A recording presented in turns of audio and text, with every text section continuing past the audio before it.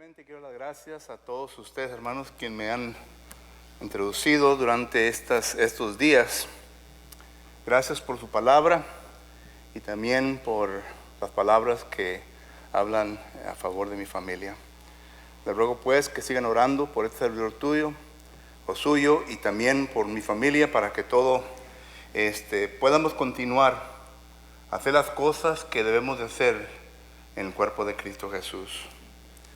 Varios hermanos me han dicho, hermano, ¿cómo quiere que lo presente? Simplemente que soy siervo del Señor y predico la palabra. Porque yo creo que lo demás es honra y gloria para el Señor. Y todos nosotros, hermanos, estamos en el mismo nivel. Usted y yo no somos personas diferentes. Somos mismos siervos del Señor que Dios los ha llamado para predicar la palabra de Dios.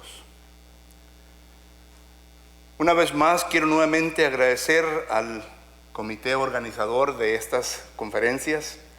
Gracias por la confianza que me tienen de año tras año de invitarme. Quizás un día lo vaya a cansar. Ya tiene 14 años este seminario y desde el año primero siempre me han invitado y les doy las gracias por la confianza que tienen en este servidor de ustedes. Pues ya el hermano José me dijo que soy el viejito de aquí, brother. Pero gracias por su atención y por la dirección que me prestan. ¿Qué tantos ancianos tenemos aquí en el cuerpo en este momento? Levante la mano si es anciano de la congregación de la cual usted viene, hermano. ¿Uno? Menos dos, ¿verdad? ¿Uno nomás? 2, 3. Ok. Eso me da a entender qué dirección tomar en esta ocasión. Muy bien, vamos a Dios en oración para poder dirigirnos a Él y que Él nos ayude en esta tarde. Para que así todos estemos en la misma página, hermanos, hoy en esta tarde. Quiero primeramente definir las palabras del tema o el tópico que se me ha asignado. Es algo simple, sencillo. La palabra importancia o la importancia simplemente quiere decir, según el diccionario, el significado, el valor. Y la palabra organización, el diccionario la define como un grupo de socios que están regulados por un conjunto de leyes a los cuales les dirige a un cierto fin. Entonces, cuando nosotros ponemos ante todos nosotros la monografía o la tesis, como usted le quiera llamar, entonces lo que queremos ver hoy en esta tarde es simplemente esto: el significado, el valor de los hombres que forman esta asociación, regulados por un conjunto de leyes para que puedan llevar a cabo un fin. Y cuando nosotros llegamos a esta definición, entonces bíblicamente tenemos ya los límites que queremos discutir hoy en este tiempo. Queremos nosotros discutir el significado, el valor de aquellos hombres quienes han sido escogidos por Dios para que puedan así cumplir la meta determinada que el Señor les ha llamado. Y cuando me refiero a un grupo de hombres, incluyo al predicador, porque el predicador entre nosotros los hispanos, sería absurdo que yo solamente hablara de los ancianos. Solamente somos 4 en la audiencia, y tengo que hablar de aquello lo cual realmente nos afecta a nosotros como hispanos. Por lo tanto, vamos a tocar eso. Solo que los puntos que tengo son simples, son 2. Número 1, quiero ver con usted concerniente a la importancia de la organización según la Biblia. Y segundo, quiero ver examinar lo que nosotros como seres humanos, como hispanos, quienes estamos aquí, porque me imagino que la mayor parte de ustedes quienes están aquí son líderes del cuerpo de Cristo Jesús. son predicadores del cuerpo de Cristo Jesús. Y vienen de congregaciones en donde algunas congregaciones no tienen ancianos. Y solamente quizás el predicador es el que esté dirigiendo la obra o el trabajo en la congregación. Aunque el predicador diga, bueno, tengo un grupo de varones que me están ayudando. Sin embargo, vamos también a ver concerniente a eso. Y finalmente vamos a ver la importancia, el significado de los ancianos que están regulados por unas reglas para que puedan lograr el fin que la palabra del Señor nos enseña. Cuando leemos nosotros el Nuevo Testamento nos damos cuenta de que inmediatamente podemos observar de que la organización tuvo importancia en la mente de Cristo y tuvo importancia en la mente de los apóstoles de Jesucristo. Yo siempre he dicho, al leer las Sagradas Escrituras, que cuando el Señor estableció su iglesia en la eternidad, y ya hemos visto versículos que nos indican esto, por ejemplo, Efesios capítulo 1, versículo 4, Hechos capítulo 15, versículo 18, y otros textos que nos dan a entender que la iglesia fue formada en la mente de la deidad en la eternidad. Y yo soy del pensamiento, he llegado a esta conclusión bíblica, de que de ese momento en adelante el Señor aún también tenía en mente una organización. No se le enseñó a Pablo o a Jesucristo durante su época, que vino el Padre y le dijo, y otra cosa, Jesús, te voy a enseñar sobre la organización de la iglesia. Ya estaba en la mente de Dios.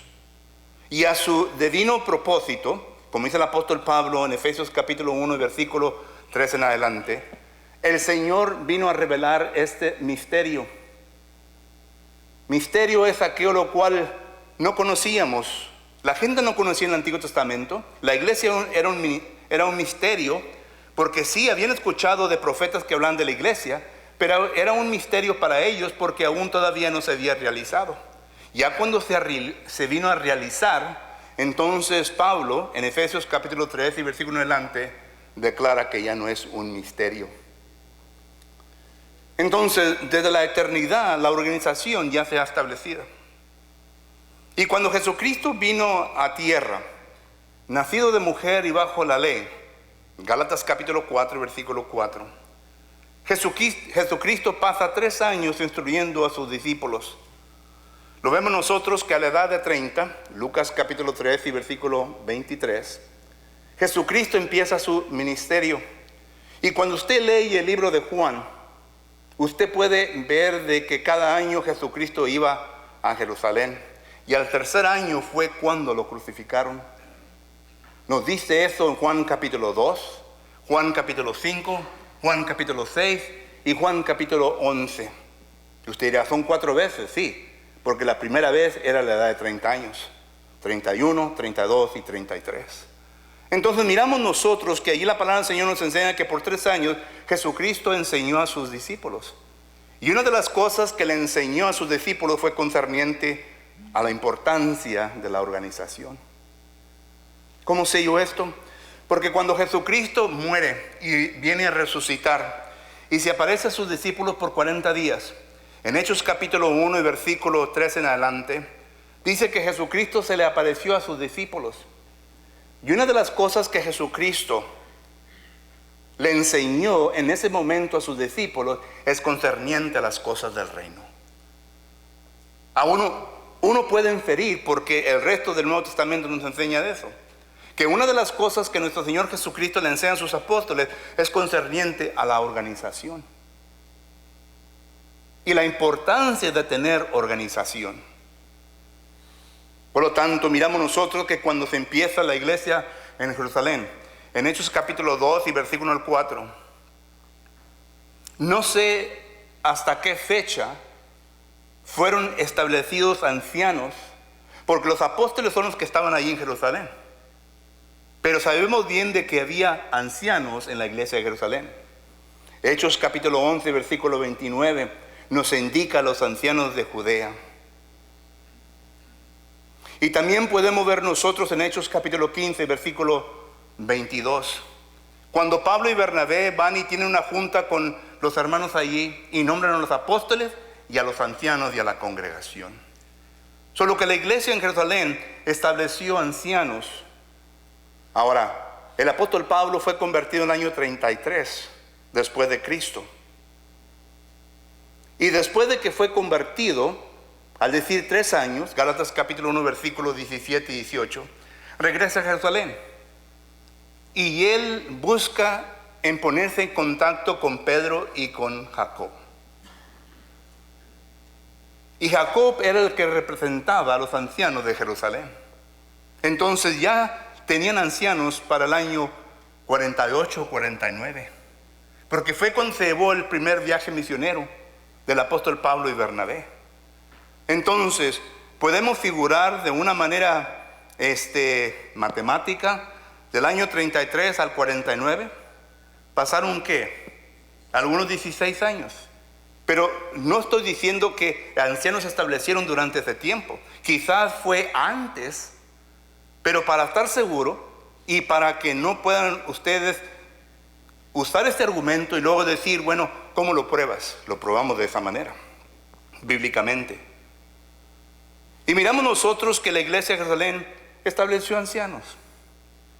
¿Fue importante? Sí, fue importante. Fue importante que la iglesia de Jerusalén tuviera un grupo de hombres regulados por algunas leyes, por las leyes del Señor, para poder llegar a un determinado fin. Y yo sé bien que en su mente está preguntando, ¿cuál es ese fin? Espérate, para allá vamos. Pero luego miramos nosotros que el Espíritu Santo aparta a Bernabé y a Pablo para el primer viaje misionero. En Hechos capítulo 13 y versículo 1 miramos nosotros en donde el Espíritu Santo los aparta para que vayan a su primer viaje misionero.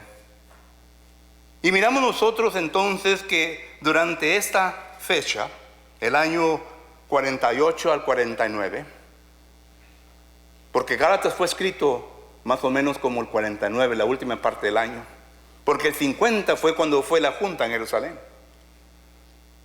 El apóstol Pablo entonces, cuando va a la región de Galacia, establece 5 congregaciones. Usted las puede leer en Hechos capítulo 14. 5 congregaciones. Y en Hechos capítulo 14, versículos 22 y 23, dice el apóstol Pablo que él regresa para enseñar y instruir a los discípulos, para animarlos y para establecer ancianos en cada congregación. En esta ocasión miramos nosotros que el apóstol Pablo se lleva 1 año o menos de 1 año para establecer la organización en cada congregación. Y luego miramos nosotros que se va Pablo en su segundo viaje misionero. El segundo viaje misionero más o menos por el 50-52. Durante ese tiempo llega a las ciudades como Éfeso, Filipo, Corintios. Cuando el apóstol Pablo ya llega a Roma encarcelado, escribe las cartas de prisión que le nombramos. Y cuando le escribe a los hermanos en Filipo, Filipenses capítulo 1 versículo 1 dice a los ancianos y diáconos de esa congregación. Vamos a suponer, nomás para establecer el argumento, que la iglesia se estableció en el año 52. Al 60 son 8 años. Y la congregación ya tenía ancianos y diáconos. La congregación de Éfeso tuvo también sus ancianos. Pablo los llama para comunicarles a ellos ciertas cosas en Hechos capítulo 20. Y les dice que fueron establecidos por el Espíritu Santo, versículo 28. Y les comienza a dar consejos concerniente a algunas cosas que ellos necesitaban que saber. ¿Cuándo se estableció ancianos en la ciudad de Éfeso? Le escribe también a los hermanos en Éfeso. Pero ¿cuándo fue cuando se estableció? Para estar y tener un argumento concreto, 52, 50 al 60. Y yo creo, hermanos, que todos nosotros ya podemos entender que según la Biblia existe una importancia de que la iglesia del Señor establezca su organización lo más pronto posible. Pero una cosa tenemos que entender, cuando miramos este escenario, que en ese tiempo era el tiempo de milagros. Los apóstoles tenían el poder de imponer las manos en los discípulos y darles un don especial para que ellos pudieran desarrollarse de una manera que cuando la iglesia fue en su estado de infancia, ellos podían tratar con los falsos profetas y aquellos que iban a venir a atacarla. Porque alguien, yo sé bien que está contemplando este argumento. Pues sí, hermano, usted está hablando de un escenario en donde los discípulos tuvieron eso disponible y que el apóstol Pablo o otros ancianos impusieron las manos a ellos y recibieron un don, tal como Felipe, tal como Esteban y otros hermanos que recibieron este tipo de don. Y yo comprendo eso. Comprendo de que ahora es un poquito más difícil, pero lo que se hace un poco más difícil son algunas cosas que vamos a ver en unos momentos.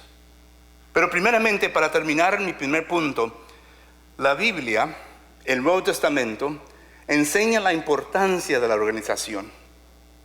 Y todos nosotros quienes somos líderes, quienes somos predicadores de una congregación, debemos de luchar para tratar de establecer ancianos lo más pronto posible. Y ahorita vamos con los argumentos que ponen los hermanos. Segundo, miramos nosotros que dentro del Nuevo Testamento encontramos nosotros un tiempo provisional. En inglés le llamamos un interim, internino. Un tiempo provisional. En ese tiempo provisional es una etapa en donde el predicador viene, el evangelista más bien, porque nosotros en ocasiones nos dirigimos a un hermano predicador, bueno, es el evangelista. ¿Sabían ustedes que de acuerdo al Nuevo Testamento, el evangelista tenía su trabajo y el predicador tenía su trabajo? Le habla de dos tipos de personas. El predicador no es el evangelista, ni el evangelista el predicador, aunque en ocasiones la persona que es predicador en la congregación hace el trabajo de evangelista. Y ahorita vamos a hablar de eso. Pero se entra en esta era. Se entra en la era en donde el predicador es el quien tiene que arreglar lo deficiente. Y ejemplos tenemos en el Nuevo Testamento. Por ejemplo, Timoteo fue enviado a Éfeso. Primera Timoteo capítulo 1 versículo 3, el apóstol Pablo dice, por eso te dejé en Éfeso, para que taparas la boca de aquellos que andan predicando falsedad. Y luego es interesante que durante su primera carta que Pablo le escribe a Timoteo, habla de los ancianos y diáconos. Le está diciendo de que es necesario establecer este grupo de personas. Pero noten primeramente que Pablo envía a Timoteo. Timoteo fue un hombre que Pablo lo vio en una ciudad, Hechos capítulo 16 y versículo 1. Y Tito fue otro hombre que también el apóstol Pablo levantó en sus viajes misioneros, segunda de Corintios capítulo 8 versículo 23. Y a estos hombres los viene a educar, los viene a entrenar. ¿Cómo sé yo esto? Porque en segunda de Corintios capítulo 4 y versículo 14 en adelante, noten lo que el apóstol Pablo dice concerniente a esto. Primera de Corintios capítulo 4 versículo 14 en adelante. No escribo esto para avergonzarnos, sino para amonestarlos como a hijos míos amados. Porque aún tenéis 10,000 años en Cristo, no tenéis muchos padres.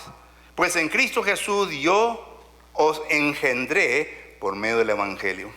Por tanto, os ruego que me imitéis.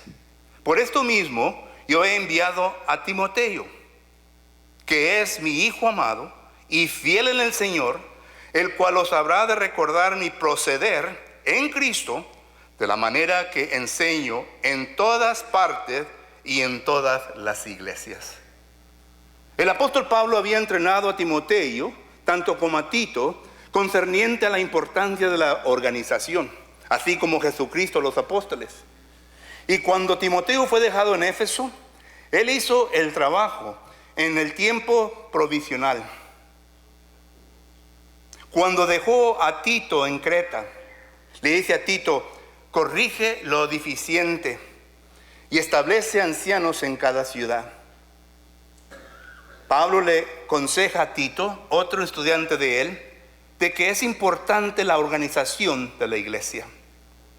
Y miramos nosotros entonces de que estas congregaciones tuvieron ancianos. Pero el punto que quiero hacer es concerniente al predicador. Eso es donde usted, hermano, predicador, que le predica a una congregación en donde no hay ancianos, me quiero dirigir a usted. Porque sí hay tiempo provisional en donde usted tiene que enseñar y instruir. Y usted nunca tiene que olvidar del propósito que tiene por el cual Dios le ha llamado. Muchos de ustedes quieren ser predicadores y quieren tener el gozo que se siente de venir detrás de un púlpito y de predicar la palabra del Señor. Pero es todo. No quieren sudar, no quieren llorar, no quieren sufrir y no quieren envolverse en el trabajo duro que le toca a un predicador. En Timoteo capítulo 2 versículo 3, Pablo dice que como un buen soldado vamos a sufrir persecuciones. Y miramos nosotros que así es. Noten, el trabajo del predicador en ese momento, en el tiempo provisional, lo podemos ver en primera de Timoteo capítulo 5 versículo 17. Aunque este texto nos está enseñando concerniente al anciano, pero quiero que recuerde que el principio es también para el predicador. Noten 1 Timoteo capítulo 5 y versículo 17. En 1 Timoteo capítulo 5 y versículo 17, la palabra del Señor nos dice de la siguiente manera. 1 Timoteo capítulo 5 versículo 17. Los ancianos que gobiernan bien sean tenidos por dignos de doble honor, mayormente los que trabajan en predicar y enseñar. Este anciano del cual se está dirigiendo Pablo a Timoteo, era un anciano que tenía la responsabilidad de ser predicador, pero también de ejecutar su trabajo como anciano. Y quiero que presten atención a las palabras enseñar y predicar. Son diferentes. La primera palabra es logos. La segunda palabra es didascalía en el griego. Usted lo puede estudiar. La palabra logos tiene que tratar más con el razonamiento. En otras palabras, el apóstol Pablo le está diciendo a Timoteo que el anciano que razone bien con aquellas personas que le están enseñando, primeramente, el trabajo de nosotros como ancianos, hermanos, es de razonar correctamente con las escrituras. Algunos de nosotros somos bien perezosos que no tenemos tiempo para pensar críticamente concerniente a los pasajes que estamos estudiando. Muchos de nosotros tenemos libros de sermones que agarramos ese libro y agarramos un sermón y nunca indagamos profundamente en los principios y estudio de los versículos que se usan. Y por lo tanto, cuando alguien nos hace preguntas, no sé, hermano, porque ese pensamiento no era suyo, no salió de su mente, no salió de su corazón, sino que agarró algo que ya estaba preparado. Y es bueno para predicarlo, es bueno para citar versículos, pero cuando llegamos al momento de profundizarnos sobre ello, es lo que dice la palabra en versículo 17, predicar. Y déjenme enseñarles cómo la usa Pablo. Vamos primeramente con Jesucristo. Jesucristo en Lucas capítulo 24 versículo 45, note lo que enseña la palabra del Señor. Lucas capítulo 24 y versículo 45. Jesús aquí había resucitado. Se encontró a dos hombres caminando a una aldea cerca de allí. Y les comienza a hacer preguntas a Jesucristo, y estos hombres no sabían. Y porque no sabían, Jesucristo entonces, note lo que hace. Versículo 45. Entonces les abrió el entendimiento para que comprendiesen las escrituras. Les abrió el entendimiento. La definición de la palabra entendimiento se hace referencia a una mujer que va a tener familia por primera vez. Y cuando el niño viene a nacer, de esa abertura está hablando la palabra entendimiento o abrir. Entonces, causa dolor. se lleva mucho trabajo para poder abrir la mente de otra persona. Pero lo hacemos lógicamente, lo hacemos razonando con la persona. Y fue lo que Jesucristo hizo. Jesús vino a razonar con la mente de las personas para que así Él pudo plantar en su mente y corazón el verdadero significado de las palabras del texto. De tal manera que esas palabras iluminaron la mente de estos hombres.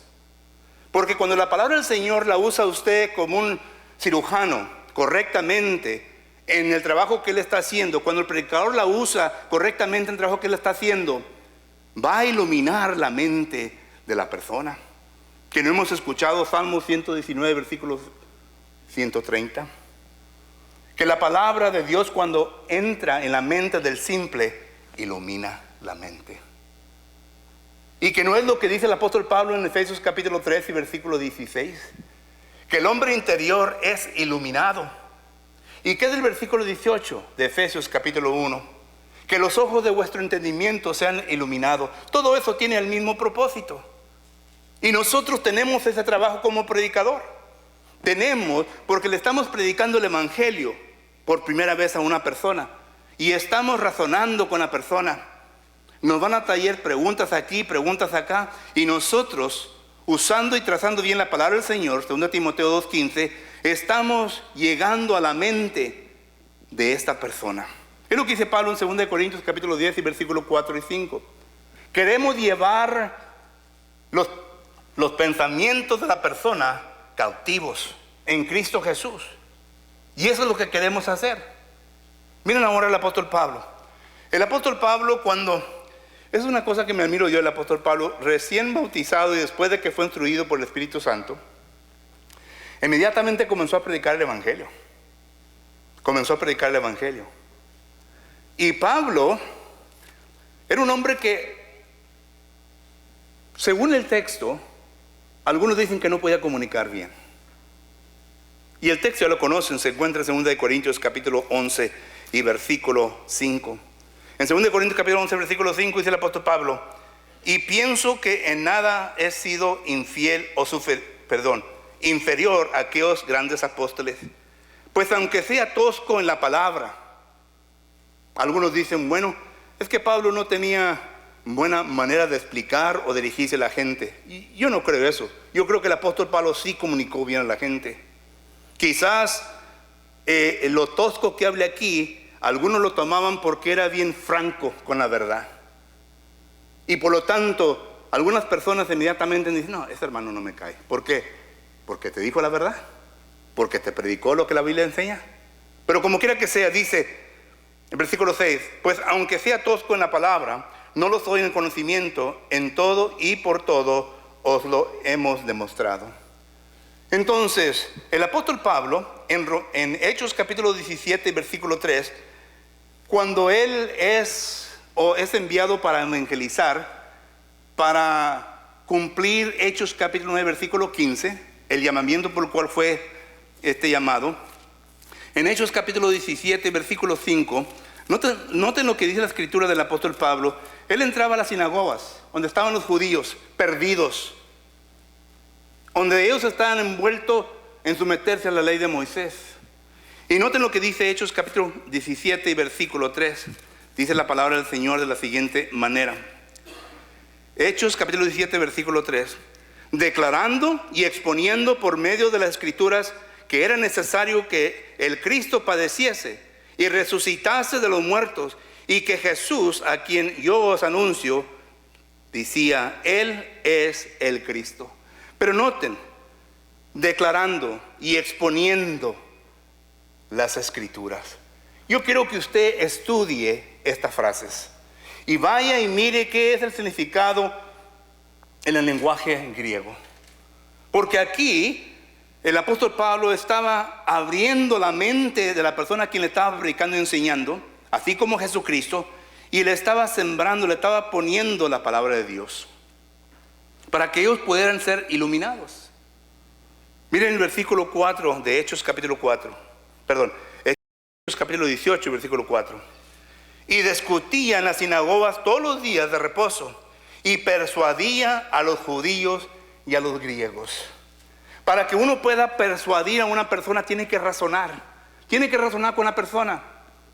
Tiene que entrar con argumentos y estar atacando a la mente hasta que venga a rendirse en cautividad a Cristo Jesús. Eso es lo que el apóstol Pablo hacía. Entonces usted, hermano, como predicador, este es su trabajo. Este es mi trabajo. De predicar el evangelio. Soy un evangelista y debo de predicar el evangelio, porque el evangelio es la invitación a todo perdido de parte de Dios. Segunda a los Tesalonicenses capítulo 2 versículos 13 y 14 nos habla de esto. Yo soy el mensajero de Dios. Yo nomás llevo la palabra, y la palabra bien sembrada, bien plantada en la mente y corazón de la persona, va a hacer su trabajo. No hay necesidad de que nosotros nos desbaratemos acá enfrente invitando y invitando. No hay necesidad. Si el predicador predicó su palabra bien y adecuada, déjela así. Dios va a hacer su trabajo. Dios va a hacer su trabajo. Porque ese es el trabajo de Dios. El trabajo de nosotros es solamente plantar la palabra en la mente y corazón. Pero también dice que enseñar. 1 Timoteo 5:17. Enseñar. La enseñanza, la palabra didascalía, quiere decir enseñar las tradiciones, la doctrina. Y en la palabra en sí envuelve en cumplir el propósito de esto. Hay personas que solamente se deleitan en bautizar a personas. Pero hermano, le enseñó después. Jesucristo mismo dice en Mateo capítulo 28, versículo 18 en adelante: ir por todas las naciones, bautizando en el nombre del Padre, el Hijo y el Espíritu Santo, y enseñándoles que guarden todas las cosas que os he enseñado. Ahí habla de dos tipos de enseñanza. Y es lo mismo que dice 1 Timoteo 5:17. El predicar y el enseñar. Ahora aquí está el problema. Estamos hablando de la importancia de la organización. Wow, ¿me dan otra hora? Estamos hablando de la importancia de la organización. El predicador, mediante este proceso, hay tres cosas que pueden ocurrir con él. Número uno, se viene a desanimar. Trabajando con gente, hermano, no es trabajo fácil. Y especialmente con aquellos que nos dan carrera. No es fácil. Y se viene a desanimar. Ejemplo, Juan Marcos. ¿Qué creen ustedes que causó que Juan Marcos se apartara de Pablo y Bernabé? Pablo y Bernabé andaban predicando y le entraron a pleno. Y se enfrentaron con Elimas y con el hijo del diablo y andaban predicando. ¿Qué creen ustedes que le causó a Juan Marcos que se regresara? Hechos 13:13. Y noten lo que esto causa entre Bernabé y Pablo. Una discusión. Hechos 15:39. Noten las consecuencias de esto. ¿Qué creen ustedes que sucede con un grupo de personas cuando el predicador se desanima? Usted tiene que cumplir su tarea, tiene que establecer la organización de la Biblia, pero llega tiempo de que ya se está enfriando, se está desanimando. Y lo que hacemos, comenzamos a hablar, a ver quién está ocupando a un predicador. Y los ancianos o la congregación, quien habla con este predicador, en vez de investigar en por qué se fue, ay hermano, qué bueno que anda buscando un lugar, va y hace lo mismo. Después de 2 o 3 años, pum, para otro lado. La Biblia no enseña eso. La Biblia no enseña eso. La Biblia enseña que el predicador tiene una responsabilidad, una tarea de predicar y de enseñar. Es evangelista y es predicador. La segunda cosa que puede ocurrir con el predicador es de que se viene, como decimos nosotros en inglés, burnout. Se viene a fatigar, a agotar. ¿Saben por qué? Porque todo lo está haciendo. Todo lo está haciendo. Es el que limpia los cuartos de baño, es la que bequea la carpeta aquí, es el que anda afuera pintando, es el que anda haciendo allá. Y luego cuando le queda tiempo, no la Biblia, un libro de sermones. Y luego comienza que la congregación comienza a hacer gestos y comienza a get burned out. Anda bien cansado. ¿Nunca le ha pasado a usted? Cuando anda bien cansado y luego se tiene que parar el domingo en la mañana. Yo lo admito, hermano, hay domingos que yo no tengo ganas de predicar, pero predico. Y la razón en por qué llego a ese punto es porque quizás el fin de semana anduve haciendo muchos honeydews y como dice José, ya estoy bien viejito, mi cuerpo ya me andaba doloriendo y como quiera le prediqué. Pero puede pasar eso en la vida de usted. Pasó con Timoteo. El apóstol Pablo lo mandó a Corintio, una congregación que tuvo problema tras problema. Lo mandó a Éfeso, una congregación que está luchando con la falsa doctrina. Esos son asuntos pesados, hermanos. Uno a veces piensa de que pues el hermano se va a encargar el hermano sabe Biblia, pero son asuntos pesados, se fatiga uno, tiene que hacer mucho esfuerzo para llevar a su memoria en pensar y aplicar correctamente la palabra del Señor. Y a Timoteo le pasó.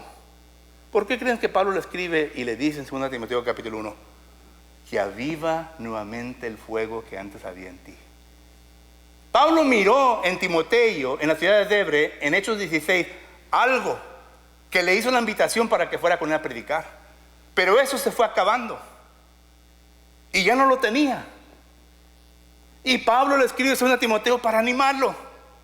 Recuerda, hombre, tanto tiempo que gastó tu mamá y tu abuela para enseñarte. Hermanos, ¿sabían ustedes que es difícil de animar a un predicador que llegue a ese punto? No es imposible, es difícil. Algunos prefieren salir mejor a trabajar. No, hombre, que batallar con estos hipócritas, hermanos. Salen a trabajar y vienen, se sientan en las bancas y se convierten en miembros. Hermano, ¿quieres? No, hermano, yo ahorita no quiero hacer nada. Bueno, ya se la averiguaré con Dios. Pero se desanima, se fatiga. O se puede ir al mundo. Un predicador tiene mucha libertad, hermano. Es su propio patrón. Nadie lo anda mirando. Bueno, hay hermanos que sí, ¿verdad? Le llaman, hermano, ¿dónde estás, hermano? ¿Estás haciendo tu trabajo? Yo me acuerdo de un hermano que me dijo que aplicó a trabajar con una congregación y el grupo de hermanos, no eran ancianos, el grupo de hermanos me dijo, hermano, usted tiene que decirnos qué es lo que hace cada minuto de su vida aquí. ¿Se imaginan ustedes? Pero en muchas congregaciones eso no ocurre. Tenemos mucha libertad. Durmemos hasta cuando, como decía un hermano, hasta que se nos hinche el ombligo. Durmemos hasta ese tiempo. Nos levantamos y ahí vamos al café, a un restaurante, a ver, tomar cafecito. Y ya llegamos a la oficina y ahí como con ganas de no hacer nada. Eso sí tenemos oficina. Y por eso muchas veces nosotros no queremos secretaria porque no queremos a nadie ahí que nos ande espiando. Y los que tenemos secretarias, algunos se van con ella. A eso me estoy refiriendo. Se van al mundo, como Dimas, como otras personas que el apóstol Pablo menciona. Se van al mundo, hay mucha libertad. Es muy fácil estar haciendo nada y que nos estén pagando y dar un chequecito. Es fácil, pero es algo que le está causando daño. Y un día yo tengo que presentarme ante Dios y responder por eso. Y usted también. Entonces, perdemos el enfoque. Hermano, ¿por qué está predicando aquí en esta congregación? Y noten las respuestas que les da. Pero ninguna de ellas es, hermano, yo quiero establecer esta congregación para que tenga ancianos. Y en un año, con la ayuda del Señor, lo voy a lograr. Y luego cuando el predicador, porque sí hay predicadores sinceros y trabajadores, jaladores, predicadores que no se desaniman no importa qué es lo que le venga, predicadores que ahí están, cansados o no cansados, predicadores que no le importan al mundo quién servir al Señor, verdaderos hermanos, pero luego se encuentran con hermanos que son bien perezosos y que no quieren trabajar. Hermano, necesitamos organizar aquí una reunión de varones. Es otra cosa, que estamos muy contentos y muy conformes con la reunión de varones. Y los varones que tenemos delante de nosotros que van a hacer decisiones son recién convertidos, hermanos carnales, pecadores. Que no hemos visto la escritura que cuando Dios le dice a Moisés por medio de Jetro, Éxodo capítulo 18 versículo 21, hombre de buena virtud, hombre de buen testimonio, hombre lleno del Espíritu Santo. Noten que Dios no le dice a Moisés, escoge a cualquiera. Y luego se le dice al hermano, tú eres un convertido, vamos a tener una junta. ¿Y qué? ¿No soy yo miembro de esta congregación? Sí, eres miembro, hermano, pero te falta mucho todavía para llegar a este punto. Y en vez de comprender, se vuelve un pleitazo. Bueno, hermano, me entra. Y cuando entra, es el que está hablando más que todos. Cuando llegamos al Nuevo Testamento, en el periodo provisional, cuando los apóstoles escogieron a aquellos hombres para que se encargaran del problema en Hechos capítulo 6. Note lo que dice, Hechos capítulo 6. Hombres de buen testimonio, hombres llenos del Espíritu Santo, hombres de carácter. Pero son temporales, no son para siempre. Y estos hermanos actúan como si fueran los ancianos de la congregación. Y luego lo amenazan, hermano. Si no te portas bien, hermano, si no haces nada, pues no te vamos a pagar. ¿Y quién eres tú, hermano? No te estoy trabajando a ti, yo estoy trabajando por el Señor. Y eso no me preocupa, porque el Señor, mientras que yo le sirva como debo servirle, no me voy a preocupar. David dice en Salmo 27 y versículo 35 por ahí, dice, yo fui joven y ahora soy viejo, y nunca he visto que el Señor o que uno de los hijos del Señor le falte algo. Nunca. Entonces tenemos con esos problemas. Y luego cuando queremos establecer hermanos que nosotros pensamos que están capacitados para hacer, hermano, yo sé bien que yo puedo ser anciano, pero no tengo el deseo. Qué vergüenza es esa respuesta, hermano.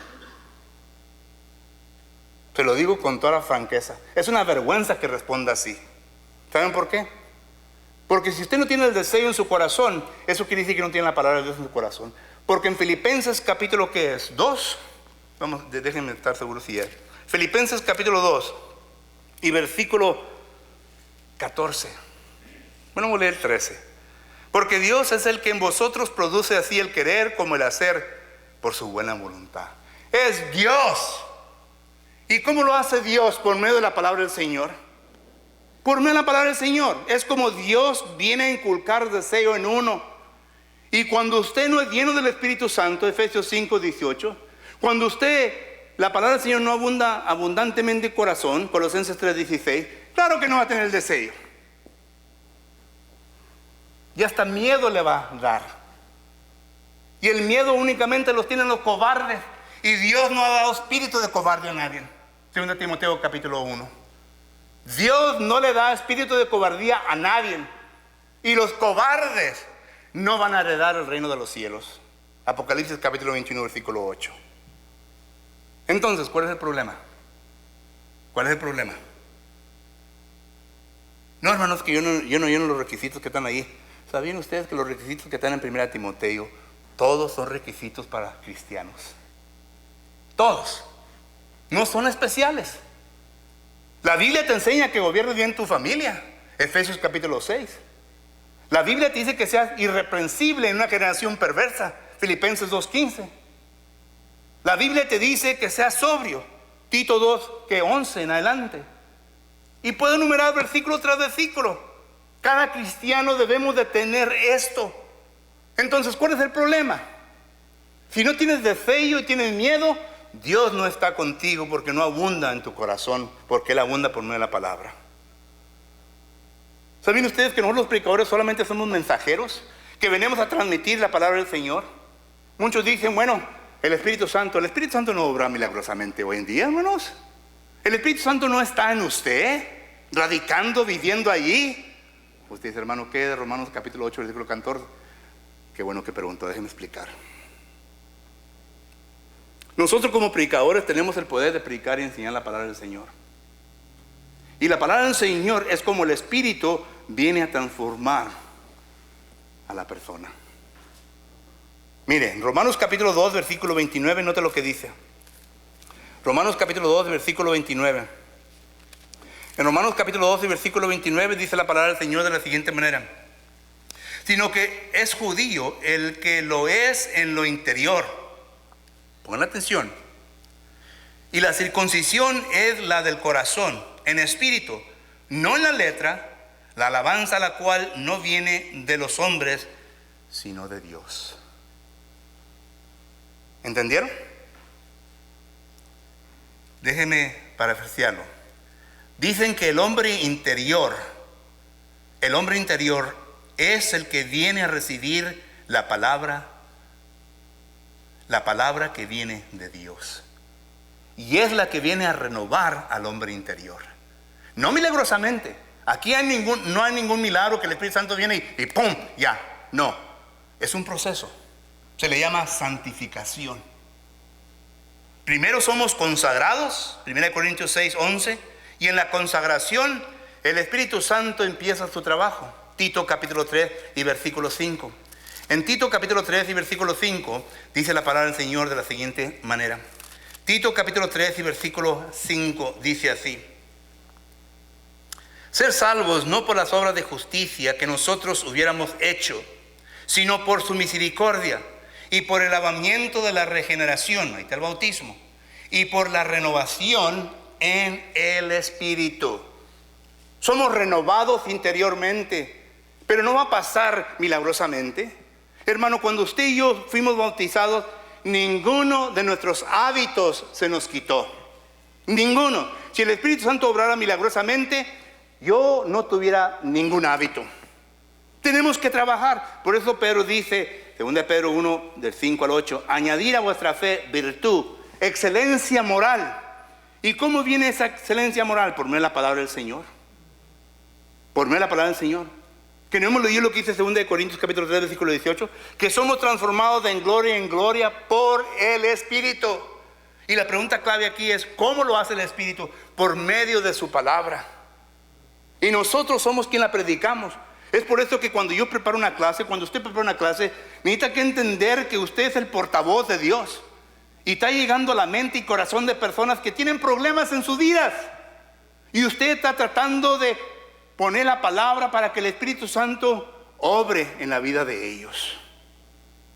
Pero si usted se para no con ese pensamiento y luego hace la invitación, ¿para qué la hace? ¿Para qué la hace la invitación? Si no cree y no acepta de que la palabra tiene poder. ¿Para qué la invitación? Ya se me acabó el tiempo, bro. Y no llegan los ancianos, no. Va a decir, no, pues usted es anciano, por eso no llegó los ancianos. No, por eso, hermano. La organización es importante. Y nosotros los ancianos tenemos un trabajo tremendo. En primer lugar, dice Efesios capítulo 4, versículo 11, ahí habla de la organización. Y habla de los ancianos. Y habla de los evangelistas, pastores. Y no el trabajo de nosotros, es de perfeccionar a los santos. ¿Qué trabajo es ese, hermano? ¿Qué trabajo es ese de perfeccionar a los santos? La palabra perfeccionar quiere decir llevarlos a un fin. Es decir, enseñarles, sí, que ya no tienen pecado. Sí, enseñarles concerniente a los hábitos que tienen que quitar. A lo mejor el hermano le gusta tomar las mujeres. A lo mejor el hermano todo le gusta tomar. A lo mejor todo le gusta fumar. Hay que enseñar. Hay que enseñar todo eso. Pero luego tenemos que enseñarle, ¿verdad?, cuál es el propósito de él dentro del cuerpo de Cristo Jesús. ¿Cuál es su don? ¿En qué va a trabajar? ¿Cuál es su don? Y luego para que así lo podamos enseñar, para que haga su trabajo bien. Que no dice Timoteo 2:2, que nosotros hombres fieles debemos de ¿qué enseñar a quién? A hombres fieles. Es el círculo. Eso es lo que tenemos que perfeccionar a los santos. Tenemos que disciplinar, una cosa que no se oye hoy en día. Tenemos que disciplinar, según los primeros Tesalonicenses capítulo 5, del 13 en adelante. Hermanos que se portan mal, tenemos que disciplinar. Tenemos que ir a su casa y tenemos que hablar con ellos. Y hay otros trabajos que tenemos que hacer como predicador. Por el tiempo, déjame acabar, hermano. No quiero abusar de su generosidad. Pero para terminar, déjame decir lo siguiente. La organización dentro del cuerpo de Cristo Jesús es importante. Es importante porque la Biblia así lo declara. Es importante porque nosotros como predicadores, hermanos, estamos fallando la marca. Acuérdate, la organización es un grupo de hombres regulados por un conjunto de reglas para un determinado fin. Y usted que es predicador, ¿sabe lo que está haciendo en su congregación? ¿Sabe qué dirección va a llevar? ¿Sabe dónde va a llevar la congregación?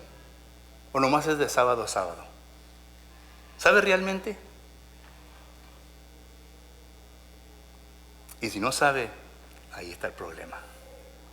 En por qué la iglesia no tiene organización. Y por qué usted está bien a gusto ahí. Y hasta que haya un problemota, pues Hani, yo creo que es tiempo de movernos. No le saque, boy. Éntrele. Esto es lo que la Biblia enseña. Que el Señor los ayude y los bendiga, hermano. Gracias por su tiempo.